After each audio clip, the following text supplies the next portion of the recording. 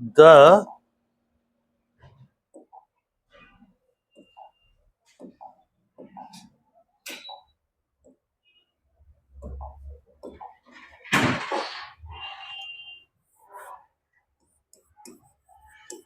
non-endocrine structures acting as an endocrine gland.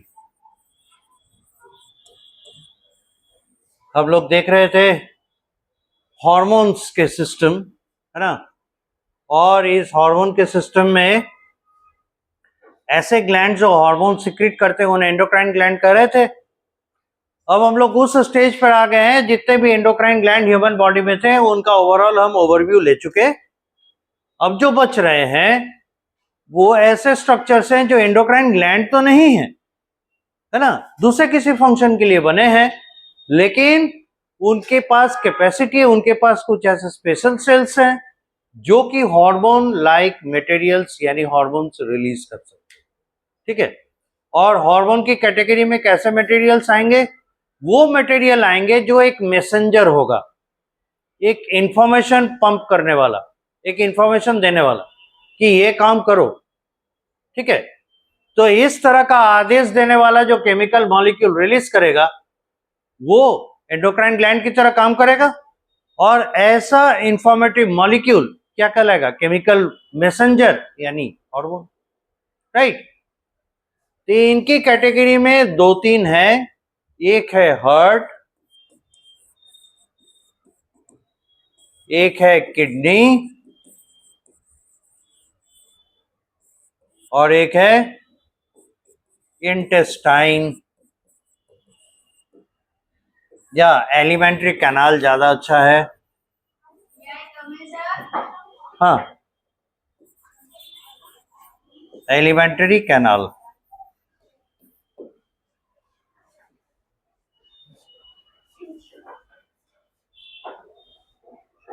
Door को सटा दीजिए। ठीक है, तो ये मोरलेस स्ट्रक्चर्स हैं जो कि एंडोक्राइन स्ट्रक्चर की तरह काम कर रहे हैं। अब बारी बारी से देखिए, इनका इंपॉर्टेंस भी साथ ही साथ हम लोग समझते चलेंगे। एक है हार्ट, और इसका सिक्रीशन है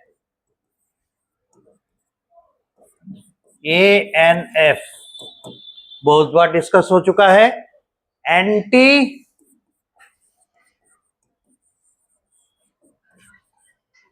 नहीं, सॉरी, एट्रियल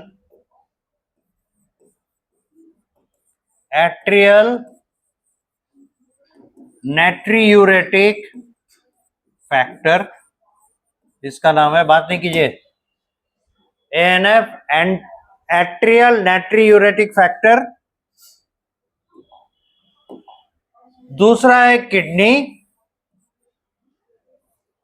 इसका सिक्रेशन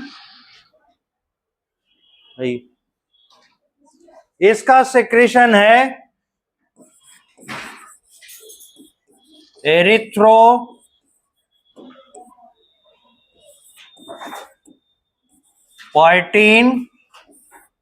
एंड रेनिन। इनके सिक्रेशन है erythropoietin and renin. Alimentary canal, इनके सिक्रेशंस हैं गैस्ट्रीन।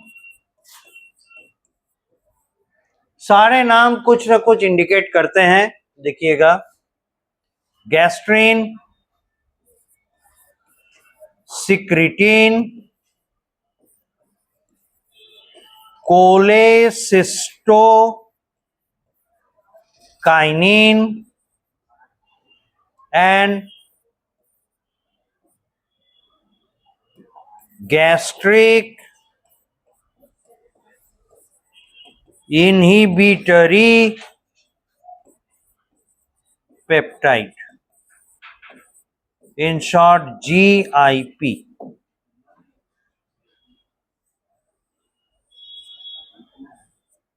GIP कुल मिला के कितने हो गए? एक हो गया एएनएफ, दूसरा एरिथ्रोपोएटिन, तीसरा रेनिन, चौथा गैस्ट्रिन, पांचवा सिक्रिटिन, कोलेसिस्टोकाइनिन एंड गैस्ट्रिन। ठीक है। इसके अलावा अदर टिश्यूज, बॉडी के और भी दूसरे टिश्यूज हैं जो एक प्रकार का हार्मोन रिलीज करते हैं, इन्हें कहते हैं एंडोर्फिन।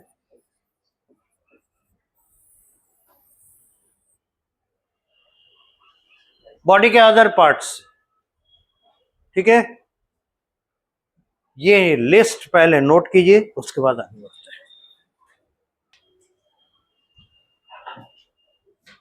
एट्रियल नाट्रियूरेटिक फैक्टर, इसके बारे में हम लोग पढ़ चुके हैं। कहां? जहां पे किडनी का रेगुलेशन देख रहे थे। ठीक है। ANF, it works in kidney regulation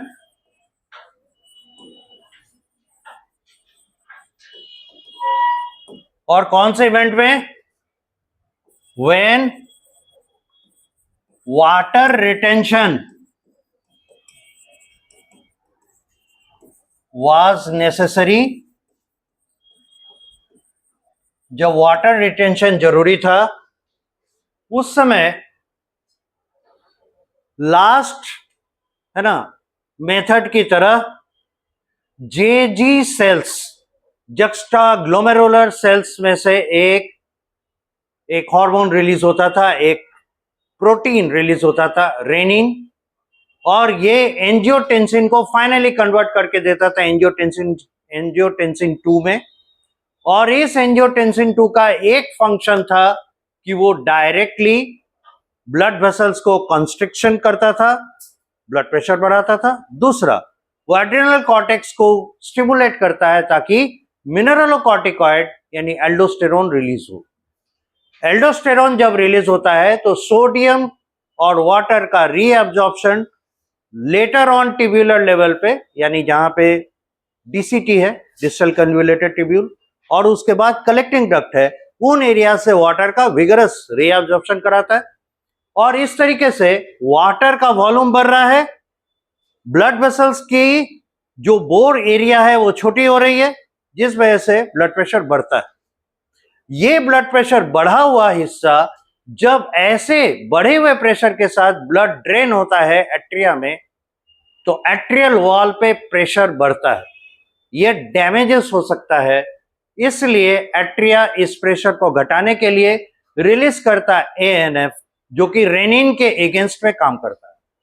तो it virtually acts as an inhibitor of renin angiotensin pathway, जो किडनी ने, है ना, जीएफआर को मेंटेन करने के लिए, ग्लोमेरुलर फिल्ट्रेशन रेट को मेंटेन करने के लिए रिलीज किया था, उसके अगेंस्ट में यह काम करता है। नेचुरली क्या होता है, ब्लड प्रेशर फॉल करता है और फिर से पहले की तरह प्रेशर लेवल मेंटेन होता है। तो when water retention was necessary, kidney ने रिलीज किया, it works in the kidney regulation when the water retention was necessary. ठीक है। Renin, angiotensin pathway was activated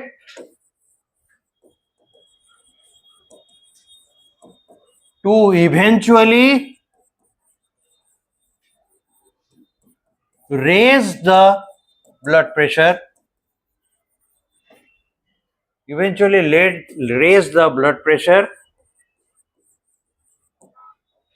and then in response to it, heart from atrial wall secrete ANF to prevent renin secretion. Thus, it drops blood pressure to normalcy. So this is how ANF is working. ठीक है, यहां तक note कीजिए. ANF का एक student एक class को represent करता है.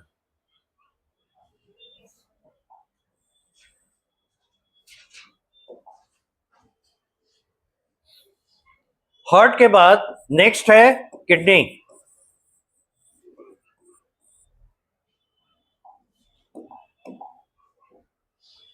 इससे हम लोग देखे हैं दो हार्मोन का सिक्रेशन.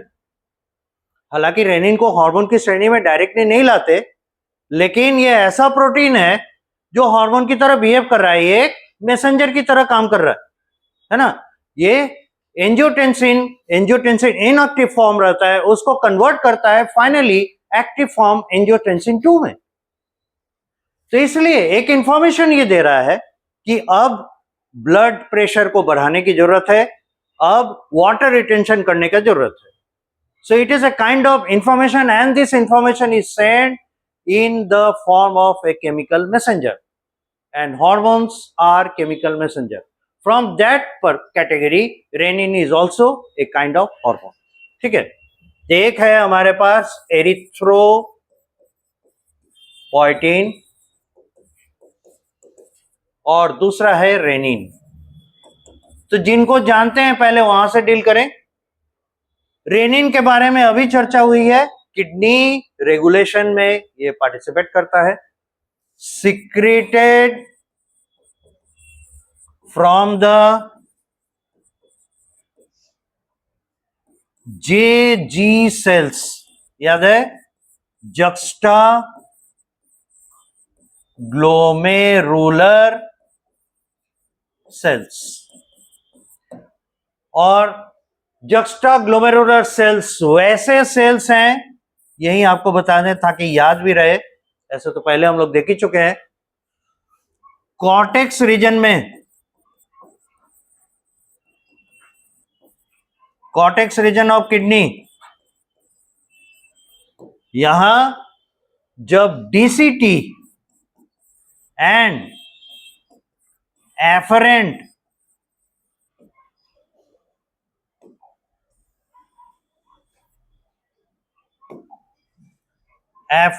आर्टेरियोल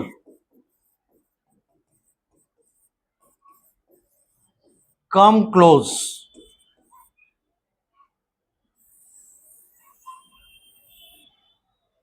तो कॉर्टेक्स रीजन में जहां डीसीटी और एफरेंट आर्टेरियोल एक दूसरे के क्लोज कांटेक्ट में आते हैं, वहां के इन दोनों के उस जगह के अगल बगल के सेल्स बिहेव करते हैं as an endocrine tissue.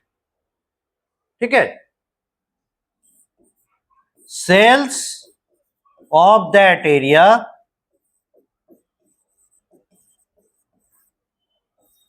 work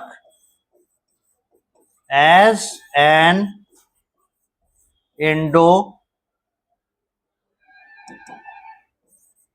endocrine tissue.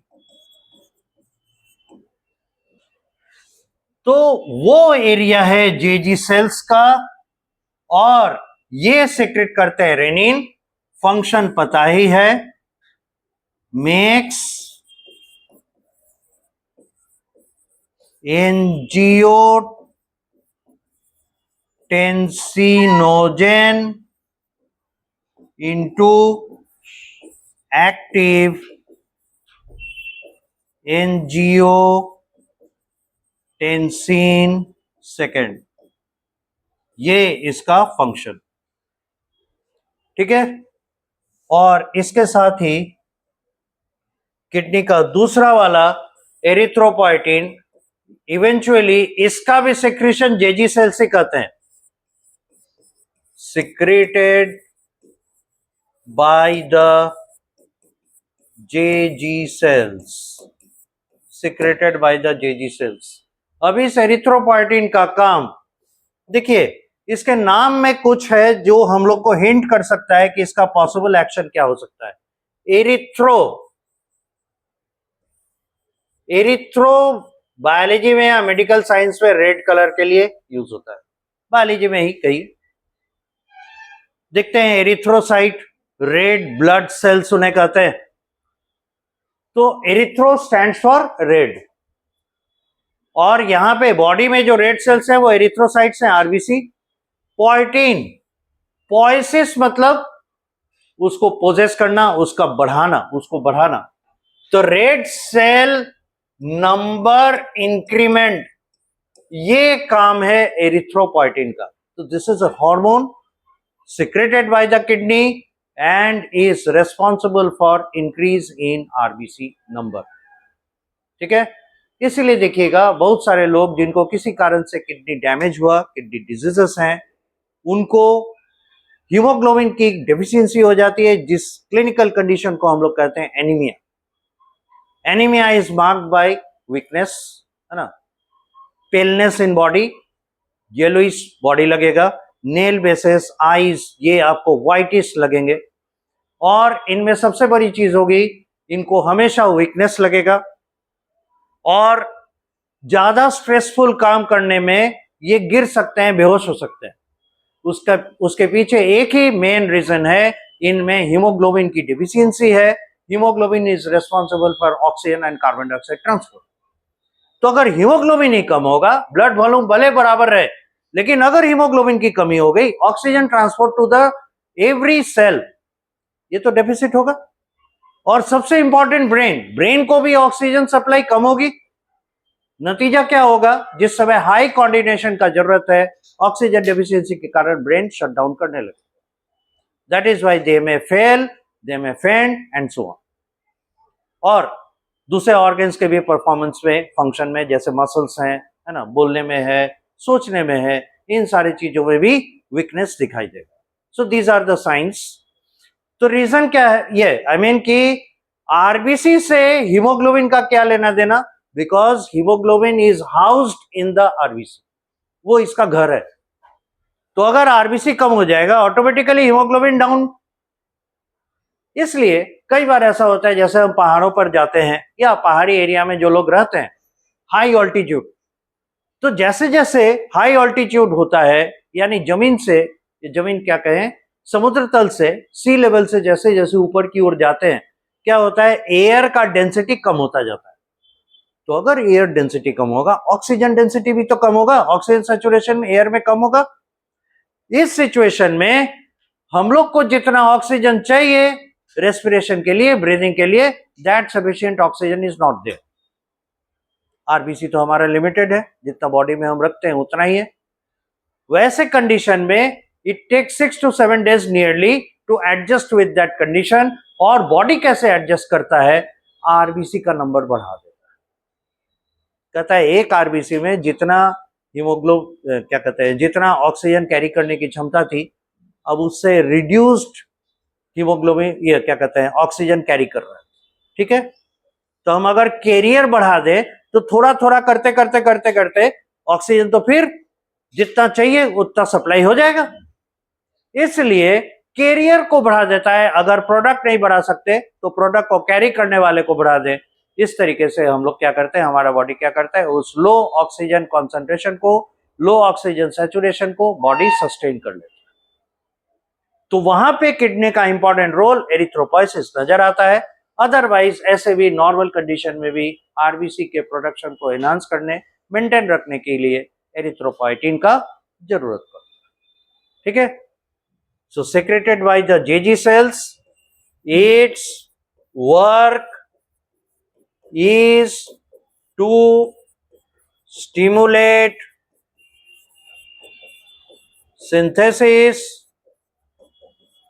या बेटर होगा प्रोडक्शन ऑफ आरबीसी। इसका काम है आरबीसी का प्रोडक्शन बढ़ाना, मेंटेन रखना। यहां तक नोट करें।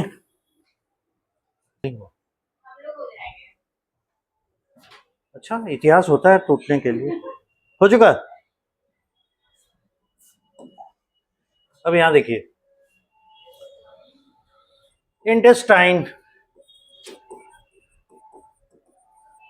या हम लोग कहें alimentary canal,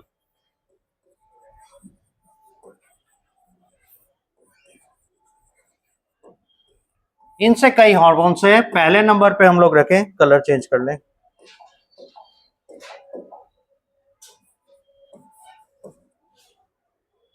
gastrin.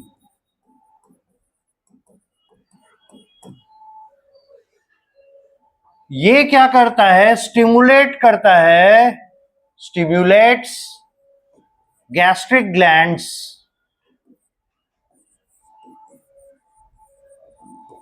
To secrete hydrochloric acid plus pepsinogen.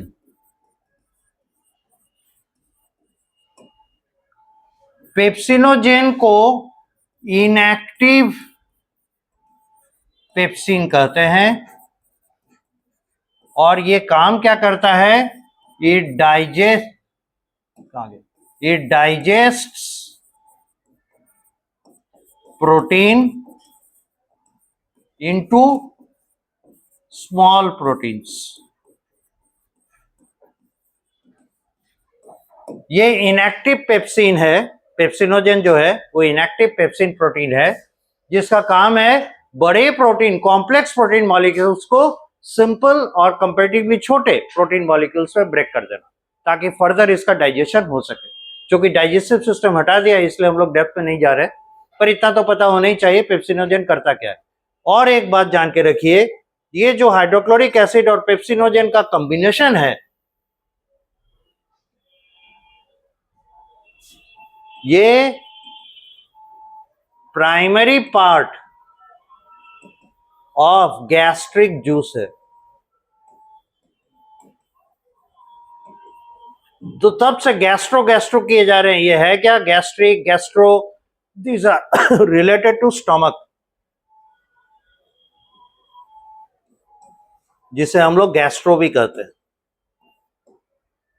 तो स्टमक का जो जूस रिलीज होता है, जो digestive enzyme digestive juice release होता है, उसको हम लोग गैस्ट्रिक जूस कहते हैं, और इसके सिक्रेशन के लिए स्टिमुलेशन देता है गैस्ट्रीन। ठीक है? तो गैस्ट्रीन एक्टिवेट कब होगा? जब फूड मटेरियल स्टमक में आएगा, then the gastrin hormone will come into play, secreted in response to the food coming into stomach। काफी है इतना। Second, secretin.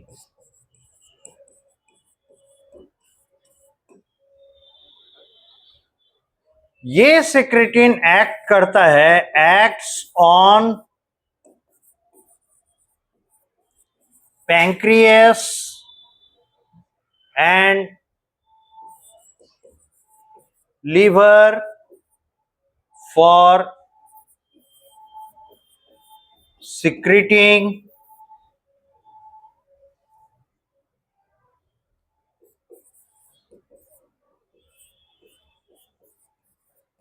bicarbonate primarily and water।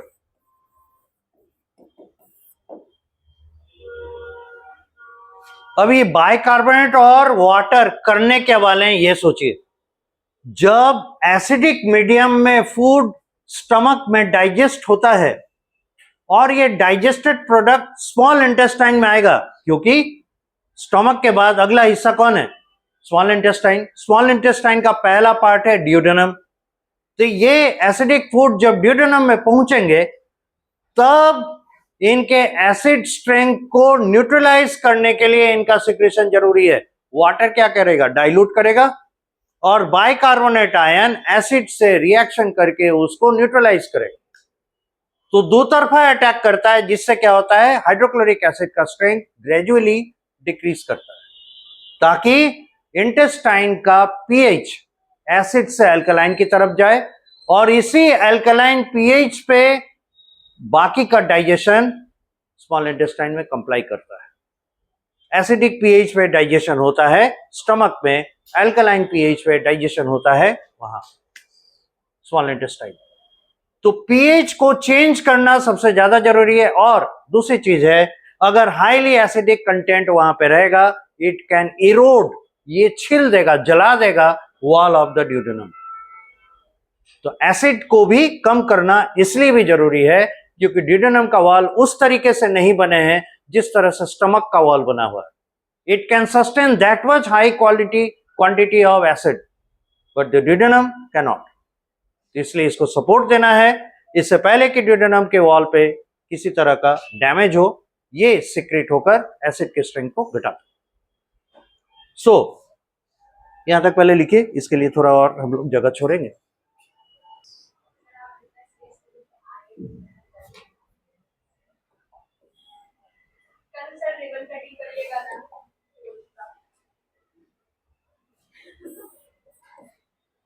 अब यहां देखिए, सिक्रेटिन के सिक्रेट होने का पर्पस जो हम लोग समझे उसको यहां नोट करें। When acidic food from stomach reaches REACHES reaches small intestine, in response to it the secretin is secreted। इसके सिक्रेशन का पर्पस क्या है? जब एसिडिक फूड स्टमक में से निकलकर स्मॉल इंटेस्टाइन में जाए तो स्मॉल इंटेस्टाइन की सुरक्षा होनी चाहिए, और इसीलिए सिक्रेटिन रिलीज किया जाता है। तो ये वाटर डाल के एसिड के स्ट्रेंथ को घटाएगा, बाइकार्बोनेट आकर एसिड को न्यूट्रलाइज करेगा। इस तरीके से एसिडिक मीडियम को न्यूट्रल कर दिया जाता है। डन, ज्यादा तो है नहीं। अब मिला जुला कर दो ही तो बचे हैं। सीरियल नंबर 3 में है cholecystokinin,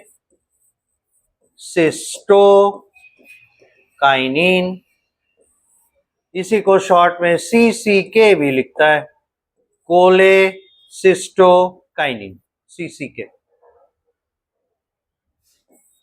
acts on the gallbladder and pancreas from GB यानी gallbladder, from gallbladder bile is to be secreted, from pancreas its exocrine part to secrete pancreatic juice। अब pancreatic juice is mother of all juices.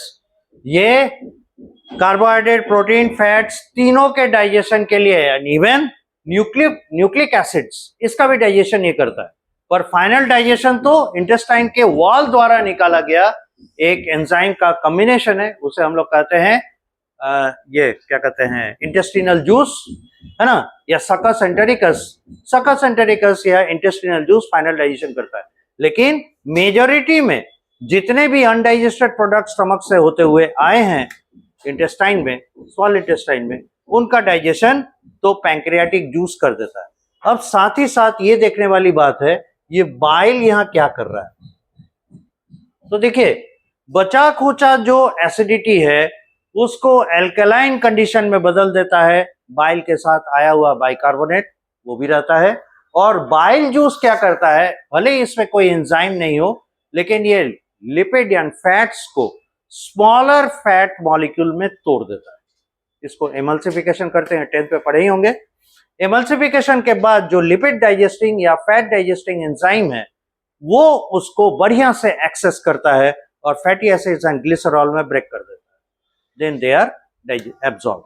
Anyway उतना हम लोग जाएंगे नहीं, यहां बस ये बताएंगे बाइल यहां पे सिक्रेट हुआ तो क्यों, और पैंक्रियाटिक जूस सिक्रेट हुआ तो क्यों, उसके बाद इससे आगे बढ़ जाए। Bile is needed for fats, एक टर्म यूज कर रहे हैं emulsification, and alkalinity maintenance while pancreatic juice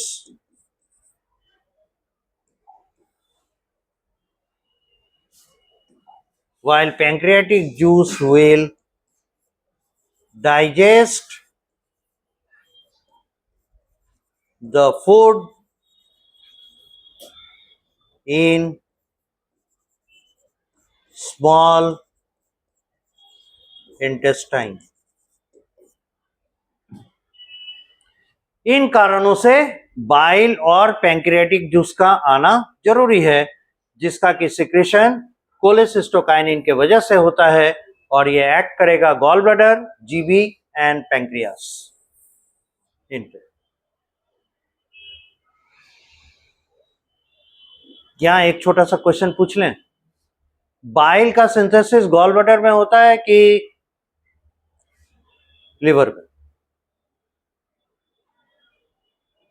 bile का सिंथेसिस गॉल ब्लैडर में होता है कि लिवर में होता है।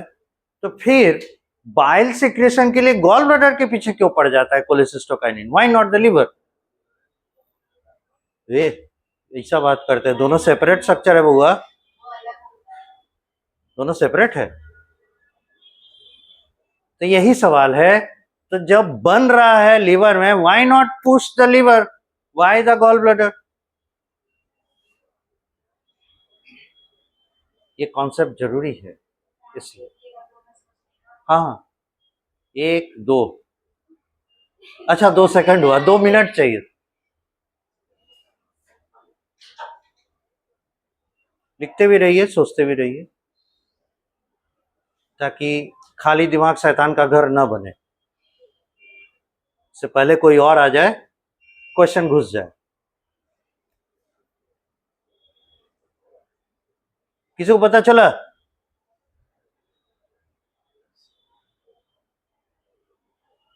सोचिए जरा, आपको कोई आइडिया नहीं? विनीता, आपको? 10th आप लोग पढ़े और पचा गए क्या है इतना जल्दी? तो 11th भी भूल जाइएगा, फिर 12th तो रोना पड़ेगा, क्योंकि हर कदम पे 11th याद आएगा उसमें, देखिएगा। और नहीं तो हम दिलाते रहेंगे और बताते रहेंगे ये भूल गए हो तुम। 11th तो भूलने नहीं देंगे, बड़ा मेहनत से पढ़ा है, सही में बहुत मेहनत पढ़ा है। वीडियोस देखिएगा ना, पता चलेगा। जो आधा घंटे के क्लास को 1.5 घंटा में एक्सप्लेन कर करके समझाए।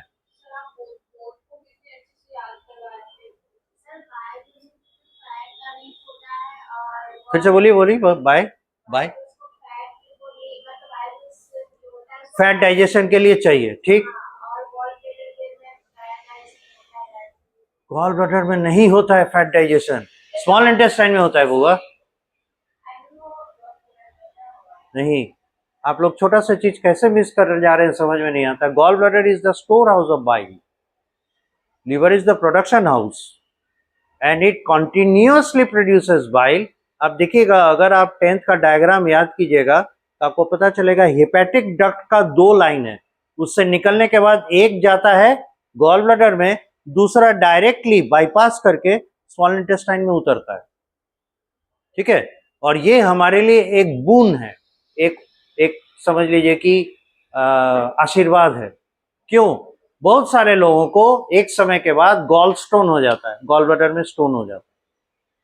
तो अगर गॉल ब्लैडर में स्टोन हो गया तो there is no other way then to serve the gallbladder, उसको काटकर हटाना ही पड़ेगा।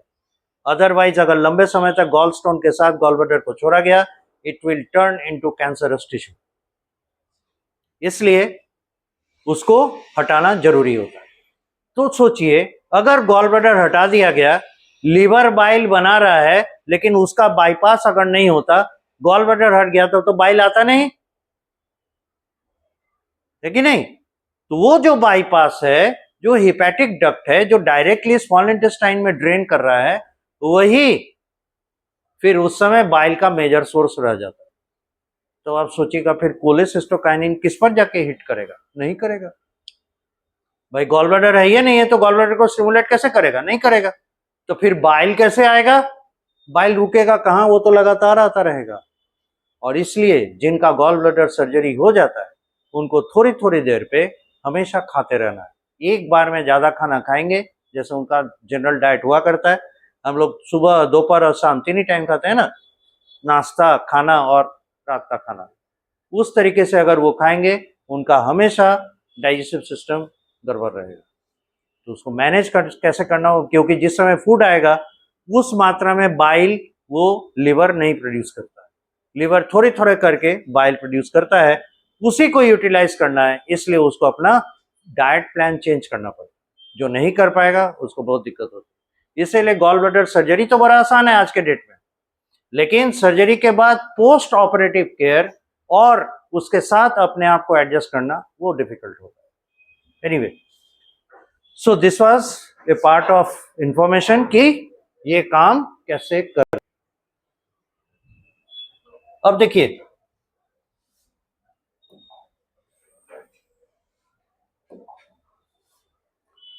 नंबर 4 पे लास्ट रखे हुए हैं किसको? GIP, है ना, गैस्ट्रीन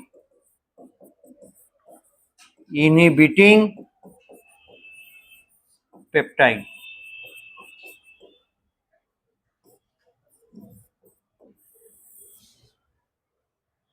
सीधी सी बात है, गैस्ट्रीन का काम क्या था? गैस्ट्रो जूस या गैस्ट्रिक जूस को रिलीज कराना, यानी हाइड्रोक्लोरिक एसिड और पेप्सिनोजन को रिलीज कराना। तो वहां जब फूड डाइजेस्ट हो रहा था तभी तक ना उसका जरूरत है।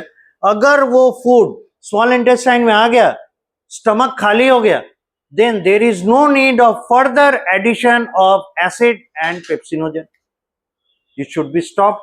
नल बंद करना होगा। तो नल बंद करने के लिए फिर एक तो इंफॉर्मेशन जाता है GIP के रूप में, और ये जाके डिस्टिमुलेट, या ऐसे कर सकते हैं कि वो इनहिबिट करता है फंक्शन ऑफ गैस्ट्रीन को रोक देता है। तो नेचुरली क्या होगा, जब गैस्ट्रीन रुक जाएगा, स्टमक से गैस्ट्रिक जूस रिलीज नहीं हो, तो फर्दर एसिडिटी नहीं बढ़ेगी। It works against the gastrin when food passes into small intestine from stomach. It works against the gastrin when food passes into small intestine from stomach, so this prevents extra HCl यानी acid and pepsinogen secretion. तो energy save करता है, unnecessary damage से बचाता है, इस तरीके से इसका रेगुलेशन। सब समझ रहे हैं?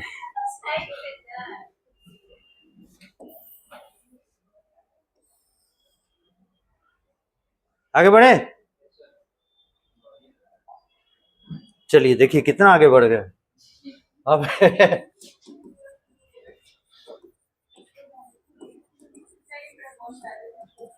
टिश्यू एक्टिवेटिंग फैक्टर,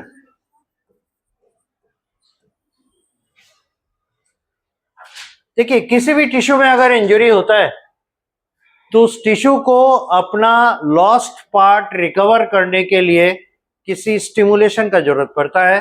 तो अगल बगल के हेल्दी सेल्स इस तरह के स्टिमुलेटिंग एजेंट्स को रिलीज करते हैं, जिससे डैमेज सेल के खाली जगह को, डैमेज सेल हो गया तो सेल हटेगा ना, उसके खाली जगह को फिल अप करने के लिए अगल बगल के जो हेल्दी सेल्स हैं वो डिवाइड करते हैं और उस जगह को फिल अप करें। ठीक है, तो इस पर्पस से जो स्टिमुलेटिंग एजेंट रिलीज होता है उन्हीं को कहते हैं टिश्यू एक्टिवेटिंग फैक्टर, या कॉमनली कॉल्ड देम, मतलब कलेक्टिवली उन्हें एंडोर्फिन कहा जाता है। ठीक है, these are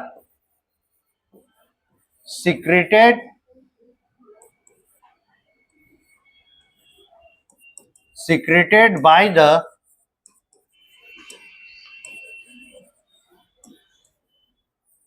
healthy cells of the surrounding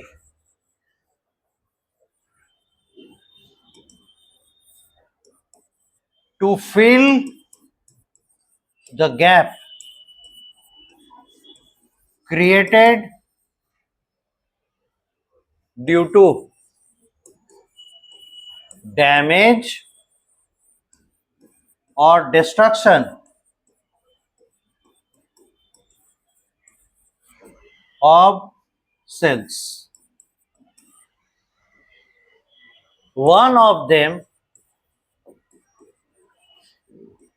is endorphin, also called as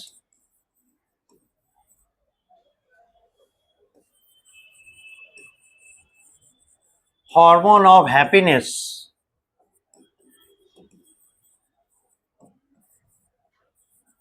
When released, the repair and healing takes place and body becomes relaxed from the stress of damage. Example के लिए जैसे मान लेते हैं बहुत आप चल लिए, बहुत हेवी काम किए, हाथ पैर में दर्द होता है। ठीक है, तो ऐसा नहीं कहते हैं कि कोई अगर दबा दे, इसको अगर प्रेस करे, है ना, मसाज करे तो पेन कम होता है। तो उसके पीछे कई रीजंस हैं। एक तो डायरेक्ट रीजन बताता है, अगर वहां पुश किया जाता है उसको, अगर हम, है ना, मैसेज करते हैं तो मसाज की वजह से क्या होता है, ब्लड फ्लो बढ़ता है। तो वहां पे जमा हुआ जो लैक्टिक एसिड है, लैक्टिक एसिड तेजी से ब्लड के थ्रू बाहर निकलेगा, वो लिवर में जाएगा और फिर से उसका डिटॉक्सिफिकेशन हो जाएगा। एक तो ये कॉन्सेप्ट है। दूसरा, लैक्टिक एसिड जमा रहने के कारण वहां जो डैमेजेस हुए हैं उन डैमेजेस का भरपाई भी तो करना है। टिश्यू डैमेज जो हुआ उस डैमेज को भरपाई करने के लिए फिर उसी समय एंडोर्फिन का भी सिक्रीशन होता है और एंडोर्फिन उस डैमेज एरिया को रिपेयर करने के लिए आगे बढ़ता है। तो इस तरीके से क्या है, टिश्यू अपने हीलिंग के लिए खुद ही एक्टिविटी करता है। This is it. तो जितने हार्मोन,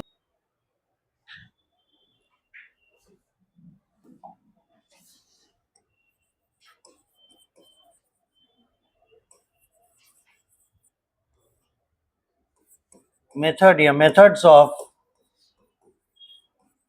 हार्मोन एक्शन।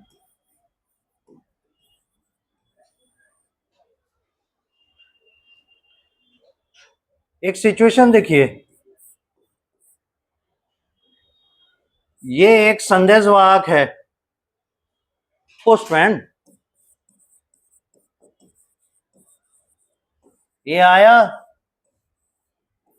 है ना, दरवाजा का बेल बजाया, आप बाहर निकले, इसने लेटर दिया, आप लेटर देकर अंदर गए, इसको पढ़े और आपको समझ में आया कि करना क्या है। ठीक है, तो लेटर किसी ने भी रिसीव किया हो, जो घर के ओनर हैं उन तक ये लेटर पहुंचा, उन्होंने लेटर पढ़ा, लेटर पढ़ने के बाद एप्रोप्रिएट एक्शन लिया। एक ये तरीका है घर के ओनर से काम करवाने का। एक दूसरा है, ये आया सीधे घड़ी के अंदर घुस गया और ओनर को बोला तू भी काम करो, ओनर काम कर लिया। तो दो तरीके हैं काम करवाने के, है ना। तो पहला तरीका बड़ा सौम्य है, जिसको कहते हैं बड़ा, मतलब जिसको कहते हैं पोलाइट, है ना, आराम से काम हो रहा है, पोस्टमैन के जरिए लेटर पत्री आया, इट टेक्स सम टाइम। तो इस तरह का फंक्शन करने वाले हॉर्मोन्स जो है ना, पहले लेटर दिया, लेटर फिर अंदर गया, और लेटर भी इसको इस पोस्टमैन को किसी ने दिया, पोस्टमैन ने लेटर नहीं लिखा, किसी दूसरे आदमी ने पोस्टमैन को वो लेटर दिया। ठीक है, और वो लेटर अंदर गया, तब ये काम हुआ। तो this letter is a kind of message, है ना, और ये मैसेज अंदर जाने के बाद दूसरे तरह का मैसेज में ट्रांसमिट हुआ। ठीक है, तो ऐसे काम करने वालों को हम लोग कहते हैं कि हार्मोन के फंक्शन में कि ये डायरेक्ट एक्शन नहीं करते, ये सेल के अंदर नहीं जा सकते, ये अलाउड नहीं है सेल के अंदर जाना इनका, ये सेल के बाहर ही रहकर अपना मैसेज पहुंचाते हैं। और जो मैसेज सेल के अंदर जाएगा, मतलब बाहर से जो मैसेज पहुंचाया गया, उसके रिस्पॉन्स में सेल के अंदर एक्टिविटी होगी, and that activity is called generation of second messenger. तो बाहर से जो मैसेज आया, उस मैसेज के रिस्पॉन्स में अंदर में एक्टिविटी होगा, that is called second message. और वो मैसेज जब जाएगा तो सेकेंड मैसेंजर हो गया, जो उसको लेकर जा रहा है। जैसे यहां दरवाजा खोल के जो लेटर लेकर आया, वो सेकेंड मैसेंजर हो गया। फर्स्ट मैसेंजर कौन था? पोस्टमैन। सेकेंड मैसेंजर कौन हुआ? घर का आदमी। और काम किसने किया? घर के ओनर ने। तो एक्शन इन्हीं को करना था। बात समझ में आ गया? Majority of hormones second messenger mediated काम करते हैं। जितने पेप्टाइड हार्मोन है वो इसी तरह से काम करते हैं। प्रोटीनस हार्मोन इसी तरह से काम करते हैं, सेकेंड मैसेंजर को बड़े पोलाइट वे में। दूसरा, ये आदमी सीधे घर के अंदर घुस गया, या तो सब लोग इससे डरते हैं, इसको आने दिया, या फिर घर का ही कोई बहुत जान पहचान वाला होगा, कोई रोका नहीं, आ जाओ भाई, आ गया, और इसने घर के ओनर से बात कही, घर के ओनर ने काम कर दिया। तो इस तरह का काम, ऐसा फंक्शन करते हैं steroid hormones, steroid hormones and thyroxine, thyroxine या आयोडो थायरोट्रोपिन्स, इस तरह से काम करते हैं। अब ये सवाल है, घर का ओनर कौन? तो घर कौन सा, पहले तो ये समझे, घर है सेल, सेल इज द घर। तो वहां सेल, घर का दरवाजा, तो सेल का दरवाजा कौन? Plasma membrane. भाई ह्यूमन की बात हो रही है, एनिमल्स की बात हो रही है, एनिमल सेल है, तो दरवाजा कौन हो जाएगा? Plasma membrane. और घर का मालिक कौन? सेल का मालिक कौन? न्यूक्लियस। So simple. तो पहला वाला इसके लिए रिसेप्टर है, जैसे दरवाजा कोई खोला, उस तरह का आदमी यहां पे है, यानी एक मॉलिक्यूल है जो कि बाहर के आने वाले सिग्नल को रिसीव करेगा। रिसीव करने के बाद अंदर में दूसरे तरह का मॉलिक्यूल जनरेट करेगा और ये जनरेटेड मॉलिक्यूल कहलाएंगे सेकेंड मैसेंजर्स। और इन सेकेंड मैसेंजर्स के एग्जांपल में एक बड़ा इंपॉर्टेंट है calcium ion.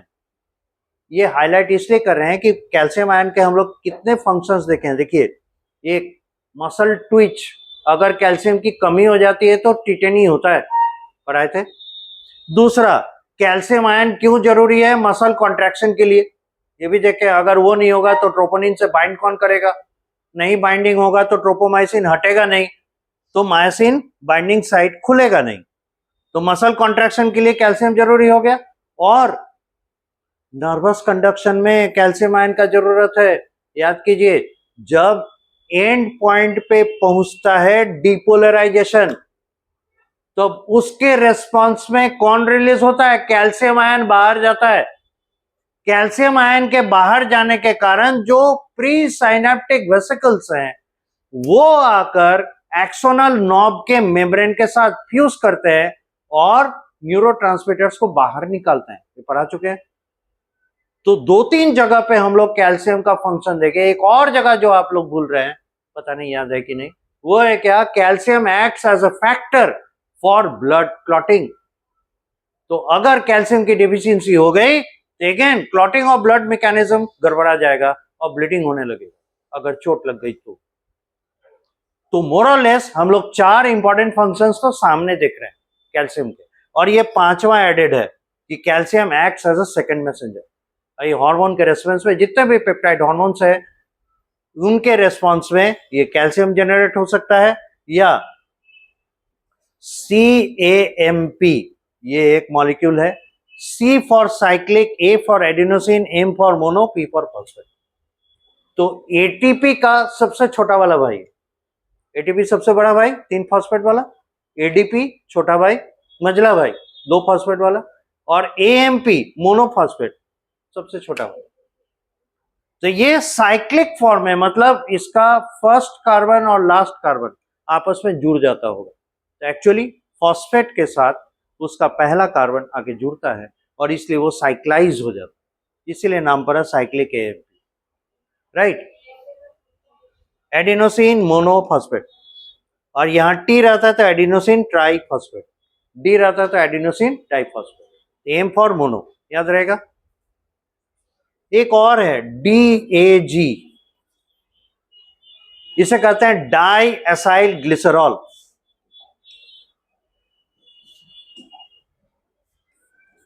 Die acyl glycerol.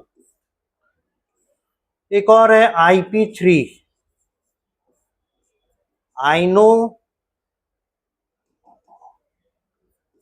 Inositol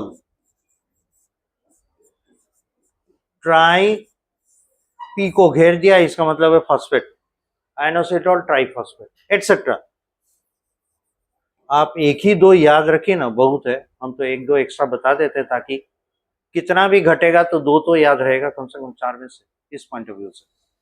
तो ये सेकेंड मैसेंजर्स हैं कैल्शियम, CAMP, डैग एटसेट्रा, और ये एक्ट करते हैं जाके कोई जीन को एक्टिवेट करने वाला। जीन वो पोर्शन है क्रोमोसोम का जो फंक्शनल पार्ट है, DNA के फंक्शनल पार्ट को हम लोग जीन कहते हैं। जीन एक्टिवेशन में वो मदद करेंगे और फिर DNA एप्रोप्रिएट प्रोटीन प्रोड्यूस करेगा, ठीक है। इस तरीके से ये सेकेंड मैसेंजर मेडिएटेड, मतलब बाहर से चिट्ठी लेकर आने वाला काम करता है। और दूसरा, जो स्टेरॉयड हार्मोन्स हैं या थायरॉक्सिन है, ये सीधा आ जाता है कहां, क्या कहते हैं, हार्मोन रिसेप्टर मॉलिक्यूल इसका न्यूक्लियस के अंदर रहता है। यहां हार्मोन रिसेप्टर मॉलिक्यूल कहां था, मेम्ब्रेन पे, सेल के बाहर। यहां इनके लिए हार्मोन रिसेप्टर मॉलिक्यूल न्यूक्लियस के अंदर रहते हैं, और जैसे ही उनके साथ हार्मोन बाइंड करेगा वो सीधे DNA के साथ बाइंड करके DNA का फंक्शन शुरू करवाए। इस तरीके से स्टेरॉयडल हार्मोन्स और थायरॉक्सिन फंक्शन करते हैं। किसी को कोई डाउट? अब छोटा सा चीज है, बुक पे पढ़िएगा, पूरा क्लियर हो जाएगा। डायग्राम भी उसी तरीके से दिया हुआ। That is all for this chapter.